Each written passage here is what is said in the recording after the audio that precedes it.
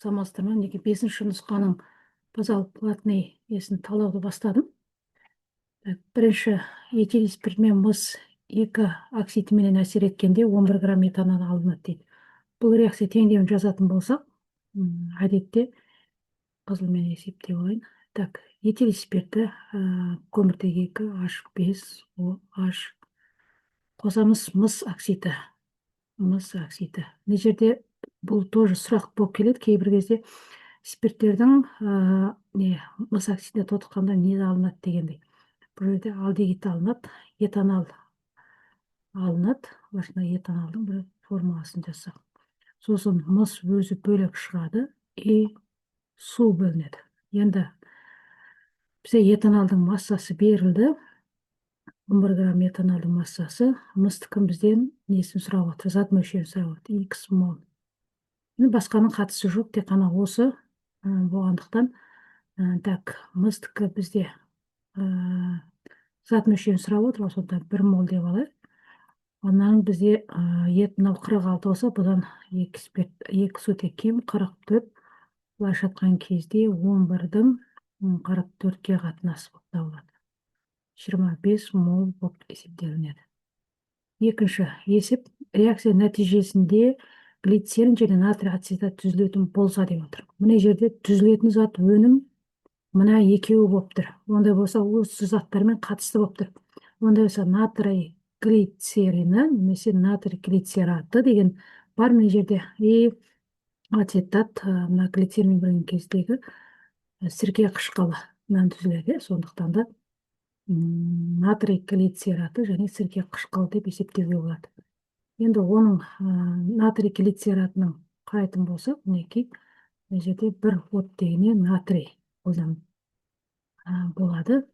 3 атомдай спирт, осы 3 атомдай спирттегі сутектің орнына натрий қолданып отыр. Міне осыдан ары қарай сірке қышқылын әрекеттестіру арқылы алынатын заттар. Келесі алмаспайтын амин қышқылдары. Алмаспайтын амин қышқылдары валин деп есептейміз. Бұның қалғандарының бәрі алмасатын амин қышқылдары. Бұл енді бұл нені жаттап алу керек. Бұл бізде мен кеше сақтап қойғам. Алмаспайтындарға валин, фенилаланин, лейцин, триптофан, метионин, изолейцин, трионин, лизин және гистидин дегендер жатады. Келесі 5-ші сұраққа қарайтын болсақ, майдың 1 граммдағы бос май қышқылдарын бейтараптауға қажет калий гидроксидінің миллиграмм мөлшермен майдың міне жерде миллиграмм деп есептеп жатыр. Миллиграмм мөлшермен майдың қышқылдық саны деп атайды дейді. 4,8 май бейтараптауға 1 литр ерітіндідегі концентрациясы мынша дейді. Бұл деген сөз 0,1 мол литр деген сөз. Енді гидроксидтің 3 мол. Енді қараңыздар, көлем болған жерде бізде концентрация болды, значит, зат мөлшері белгісі болу керек. Бұл жерде 3 белгі санды бәрін қойып тастаған. Есептей келе біз бұл жерде қателік болып тұр. Сондықтан да мына жерде 3-ті 3 миллилитр деп қарастырдық. 3 миллилитр деп. Осылай есептеген кезде бізде сұрақ кішкене түсініктірек болды. Қараңыз, онда болса миллилитр ол бізде көлем. Көлем 3 миллилитріміз, ол бізде көлеммен алатын 0,03 литр болады. Литр мен литр қысқарады. Сонда бізде зат мөлшерін табу керек біз ғой.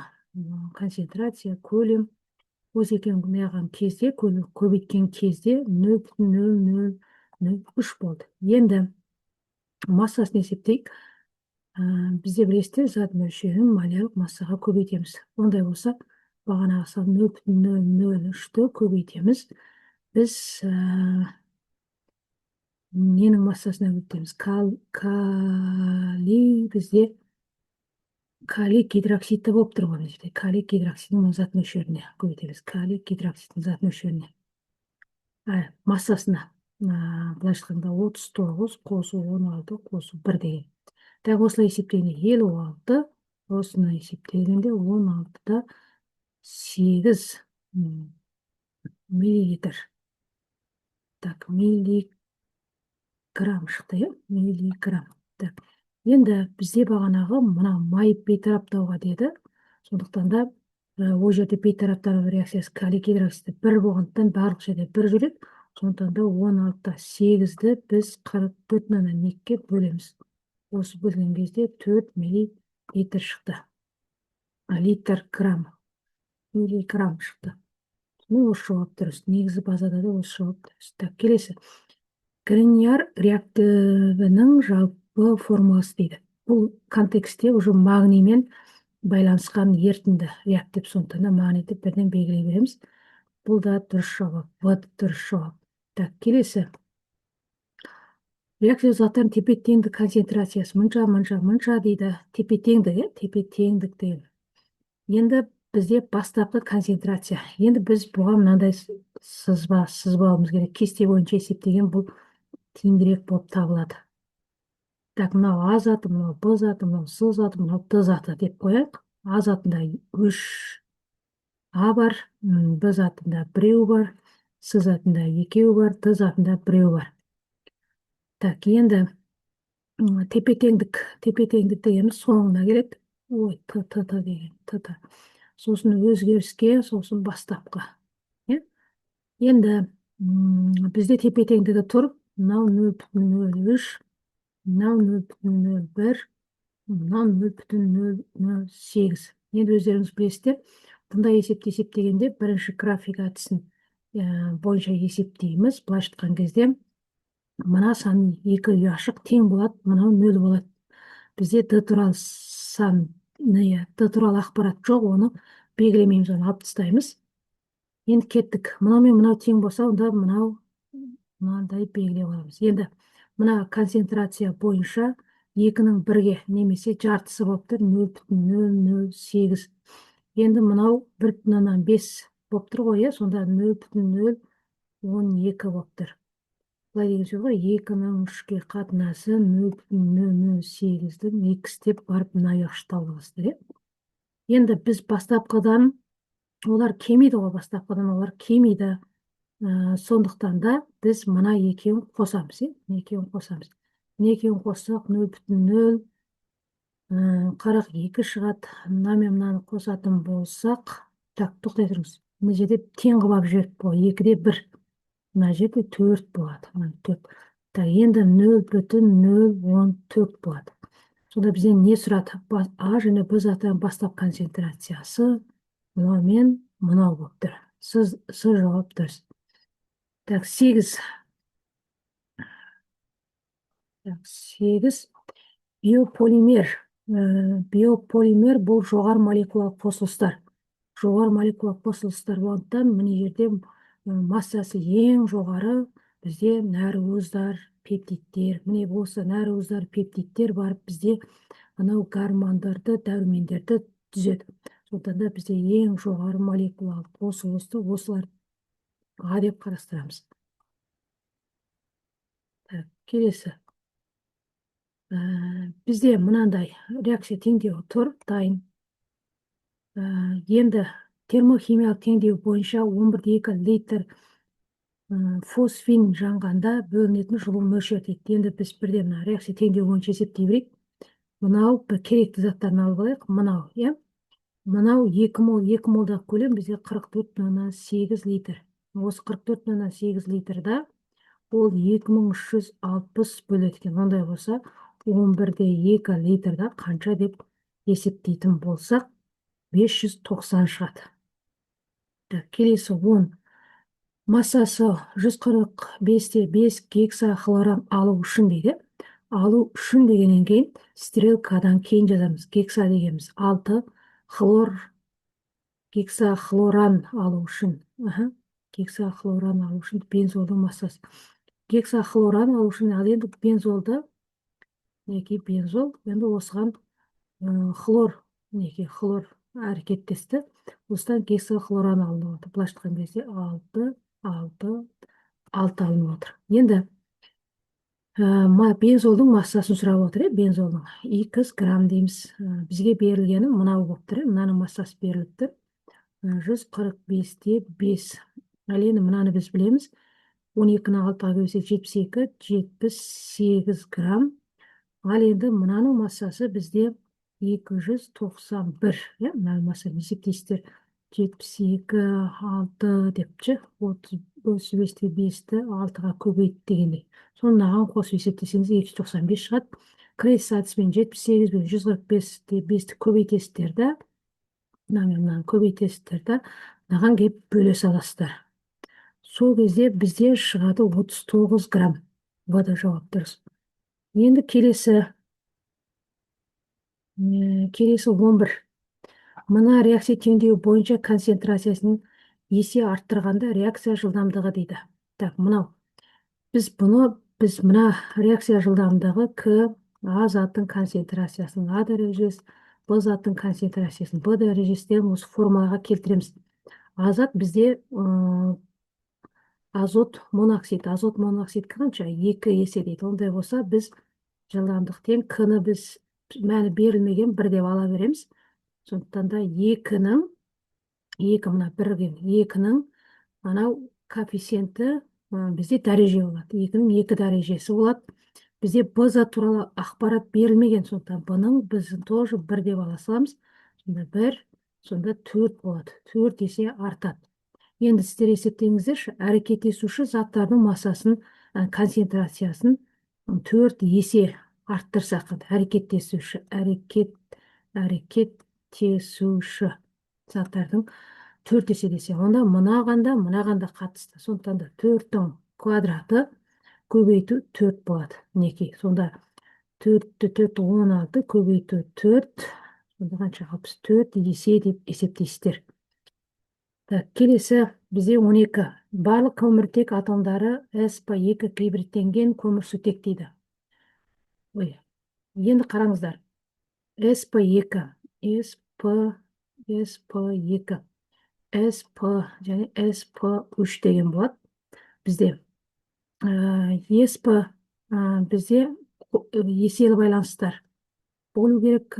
Сосын p-да бізде sp-да 3 жоқ. Қазір. Так.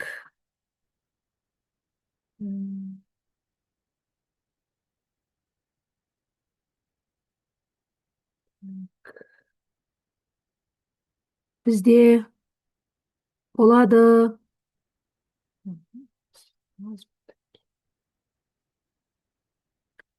Так.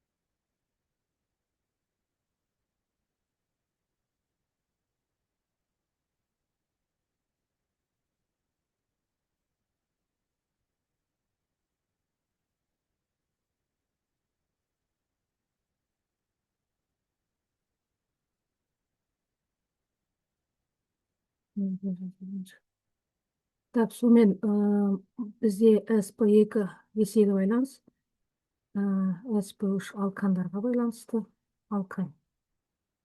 Сосын мынау СП алкин үшесіге байланыстыруға тән болды. Енді толуында бізде бензол сақинасына бір радикал бар. Мына жерде радикал СП3 деген. Сондықтан толуы жатпайды. Пентадиен және бутадиен бір үш дейді. Енді қараңыздар. Пентадиен, так, пентадиенді бірінші 1 мен 3-ті сызып көрсетейік. 1, 2, 3, 4, 5 қараңыздар. Бірінші және үшіншіде бізде не бар? Еселі байланыстар бар деген сөз. Так, сол кезде мына жерде сызықтық болып кетеді, мына ортасы сызықтық болып кетеді. Сондықтан да бұл жатпайды. Ал С келейік, Т-ға келейік, және 1, 3. Мынада да диенде де тоже мына екінші көміртек сызықтық болып кетеді. Диенге кетейік, 1, 2, 3, 4, 5, 1 мен 3. 1 мен 3. Так. Мына жерде қалай болды? Пентадиен, мына бута бәсе. Так, пентадиенде 5 көміртек қой. Мына сызық. Бутадиенде 3 көміртек. 1-ден кейін 1, 2, 3, 3-ден кейін. Так, мінекей. Так. Енді бұл жерде, так, бұл жерде, так, енді СП2, бұл жерде бір С-ке 2 П бүркемеленіп отыр. Бір С-ке 2 П бүркемеленіп отыр. Мына жерде. Ал мына жерде жазықтық болып кетіп отыр. Мына жерде бізде алкинге қатысты болып тұрды. Алкин сияқты жазықтық 180 градус. Ал мына жерде бізде 180 градус болмайды, бұлар. Былай қозғалады, былай.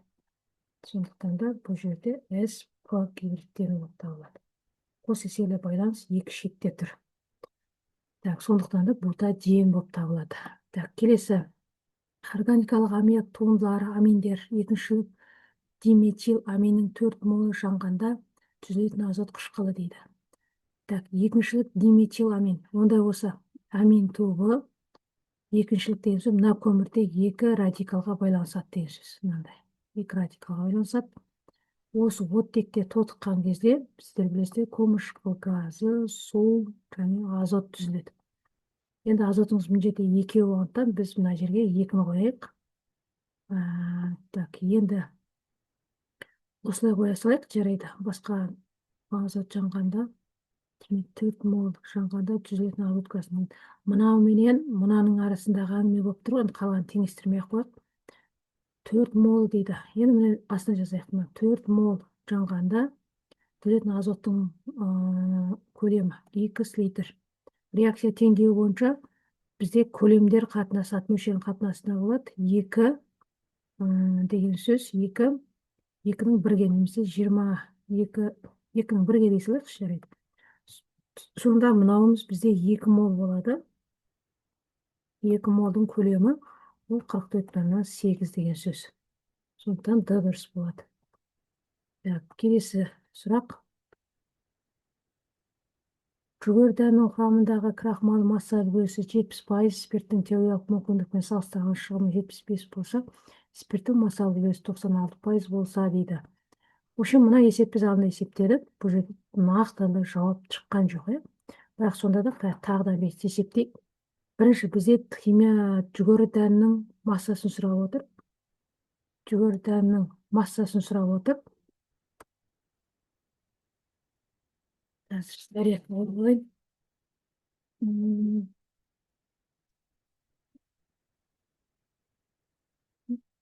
Дұрыстан болды.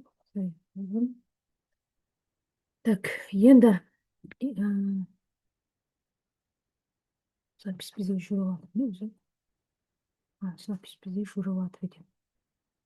Так, енді бізде жүгері дәнінің массасын сұрап отыр. Жүгері дәнінің массасын неден алам? Жүгері массасын крахмалдан алам. Крахмалдың массасын неден алам? Гликозаминнен алам. гликозаминнен кейін ол не түзіледі? Спирт түзіледі дегендей. Мына бізде спирт болып тұр ғой мәселе. Енді біз спирттің массасын тауып алайық. Масса спирт үлесі 96% еді, 100-ді көбейтеміз 0,96-ға 96 килограмм болды. Енді шығын берілді. Негізі екі реакция теңдеу, мына жерде екі реакция болып отыр. Әр реакцияда шығын мынша десе, біз екі еселейтін едік мынадашы. Мына жерде тек қана спирттің теориялық мүмкіндігі, спирттікі ғана берілген. Сондықтан да біз өнімнен реагенттің несін есептеу үшін бірінші теориялық массаны тауып алуымыз керек. Ондай болса 96-мыз бізде 75%, 100%да X деп есептеп алуымыз керек. Сол кезде 128 грамм шықты. Бұл бізде теория реакция теңдеуі бойынша есептеуге. Енді реакцияны жазып жіберейік. Так, бірден крахмалменен ненің болғаннан кейін бірден екеуінің арасындағы реакция теңдеуін құра салайын. Так, енді мына жақта бізде не бар? Мына жақта бізде 128 грамм бар теориялық бойынша. Енді мына жақта біз X, Y дей салайықшы. Y. Мынаның массасын біз білеміз. 162 грамм. Мынаның массасын білеміз. 2 көбейту 46, 92. Енді Y-дің массасы қанша болады? Y бізде 225-те 4. Енді бізде былай дейді, крахмалдың массалы өзі 75%. Ондай болса, мынаны біз 70%. 70 дейміз, 100%дағысын массаны сұраймыз. Масса жүгері дәні деп қояйын. Сонда масса бізде 321 болып тұр. 321 грамм болып тұр. Сондықтан да бізде 321-ге ең жақын вариант мынау, осы вариантты белгілейміз.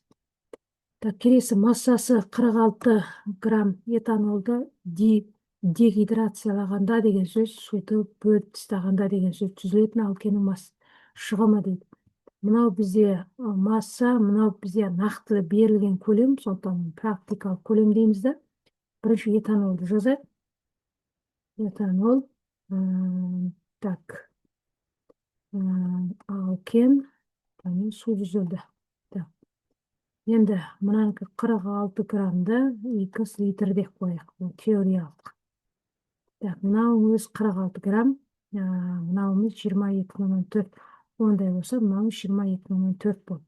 Ондай болса, шығын дегеніміз бізде практикалық көлемнің теориялыққа болады. Сондықтан да практикамыз 16-8, көлемі 22,4 көбейту 100%.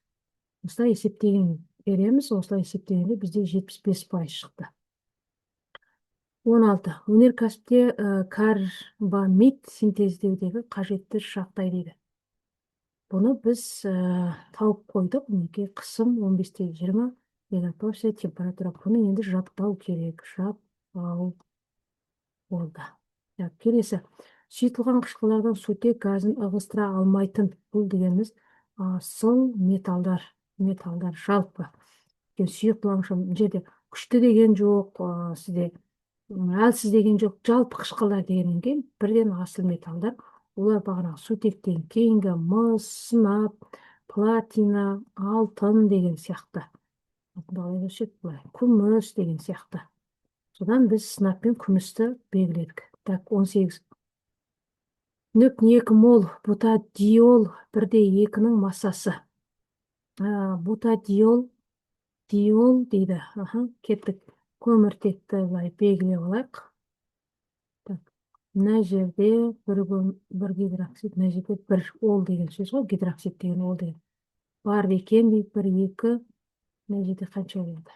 2, мына жерде біреу, мына жерде біреу, мына жерде біреу, үшеу. Осылай жасап алайық. 2 молдың массасы. Мынаның массасын біз есептеу үшін былай сызсақ та болады. Жарайды, сызайық. Көміртегі қанша? 4-еу, оттегі 2-еу, сутегі қанша? 1, 2, 3, 6, 7, 8, 9, 10.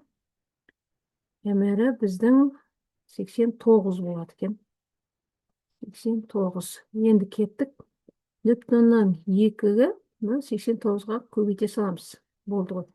Өйткені 1 молдан 89 грамм болса, 0,2 молда x деп пропорциямен есептесек те болады.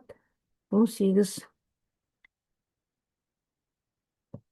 тоқтай тұр. 0,2, е?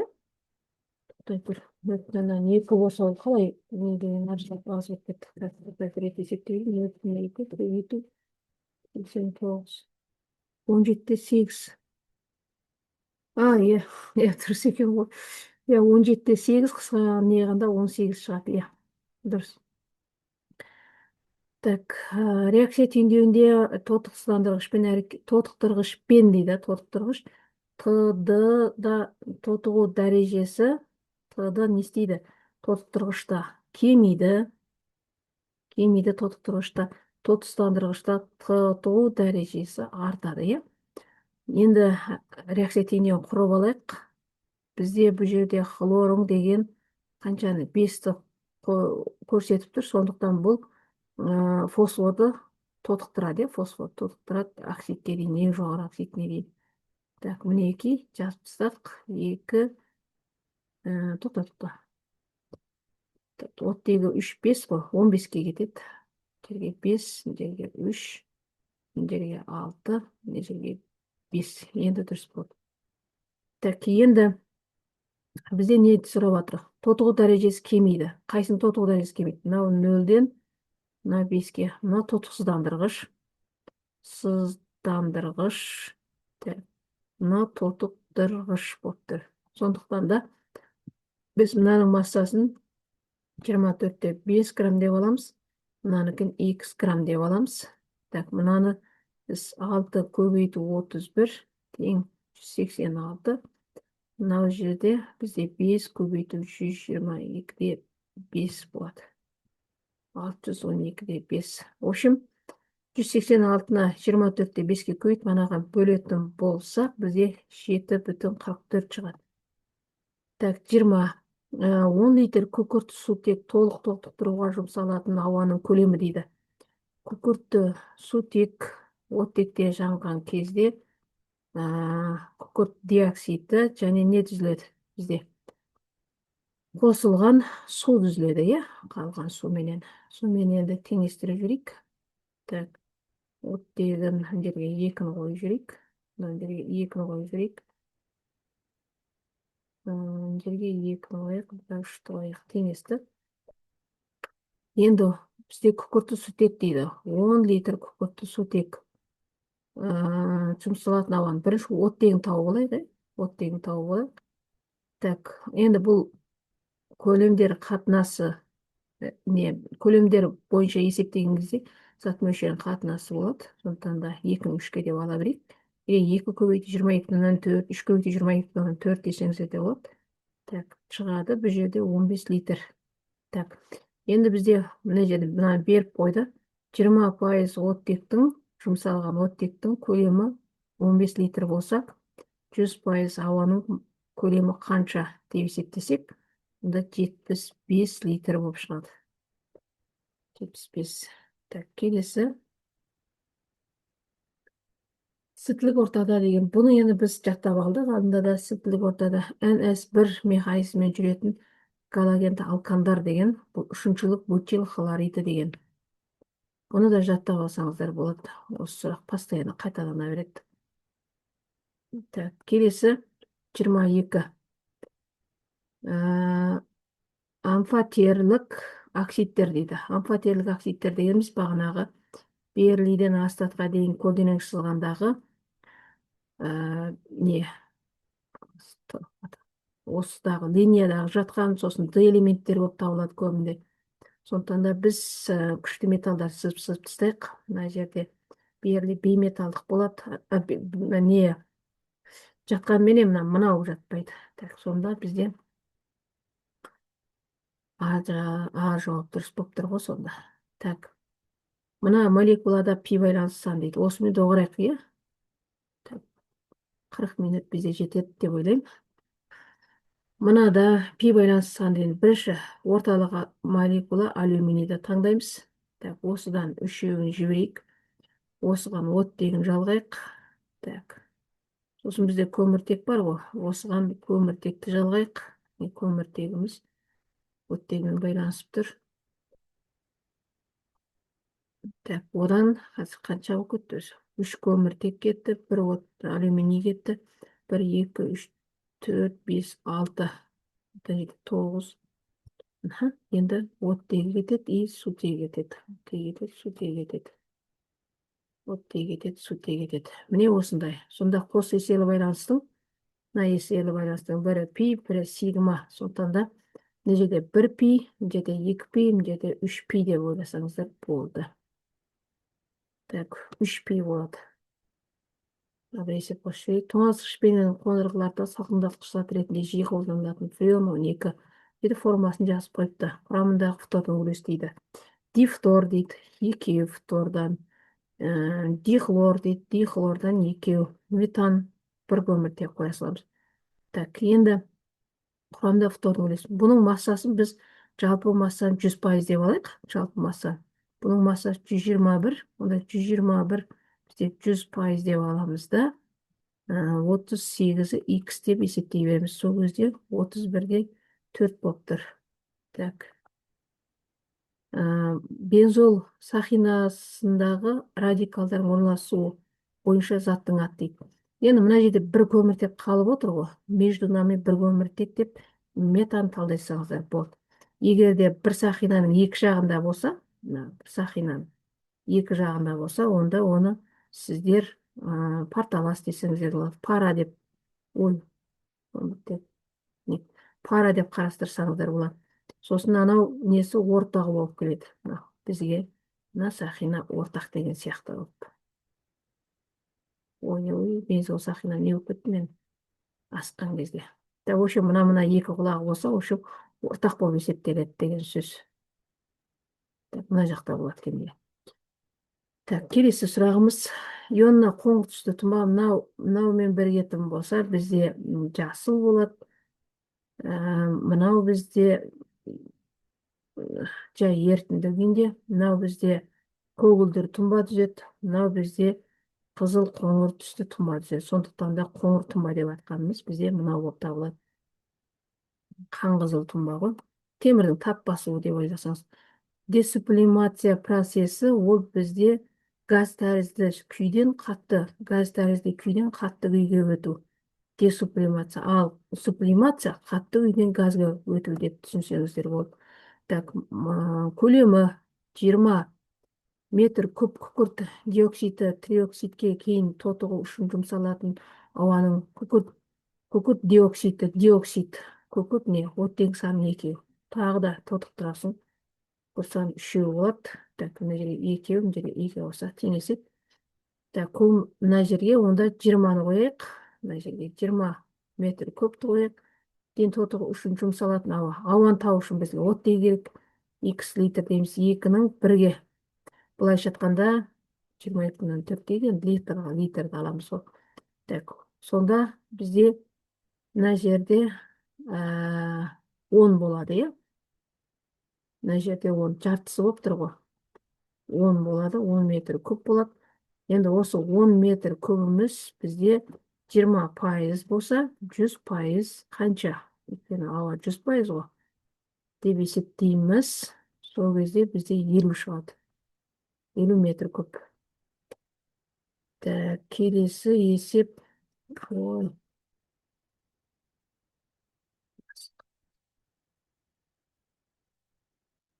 Келесі. Синтетикалық талшықтар. Талшықтар 3-ке бөлінеді негізі. Синтетикалық талшықтар, жасанды талшықтар деп талшықтармен жазбайын. Талшықтар 3-ке бөлінеді. Табиғи, бағанағы жөн деп атқандарыз, мақта дегенде, табиғи, сосын жасанды, сосын синтетикалық. Синтетикалық лапсан, капон дегенде, синтетикалық лапсан дегенде. Ал енді жасандылар бізде бағанағы вискоза, мыналар жасанды болып табылады. жасанды болып табылады. Үш ацетат деген тоже жасанды. Триацетат деп тұр, мына жақта үш ацетат деп тұр. Жоғары модульді сиблон вискозды талшықтар дегендер тоже осылар. Полиэфирлі деген сөз ол бағанағы синтетикалық болып табылады екен. Так, келесі оксидтен қышқылдық қасиеті артады. Тотығу дәрежесі артқан сайын бірінші санымен анықтауға болатын еді. Мына жерде сандар кем кетіп жатыр. Мына жерде кішкене артты, мына жерде вообще кем жатыр. Сондықтан мынау кішкене жақындырақ келеді. Енді қайтадан тотығу дәрежесін айтса, мынау екі негіздік болып тұр, мынау амфотелік болып тұр, мынау бізде қышқылдық болып тұр. Сондықтан да С жауап дұрыс. Қалғанын келесі видеодан тамашалайсыздар.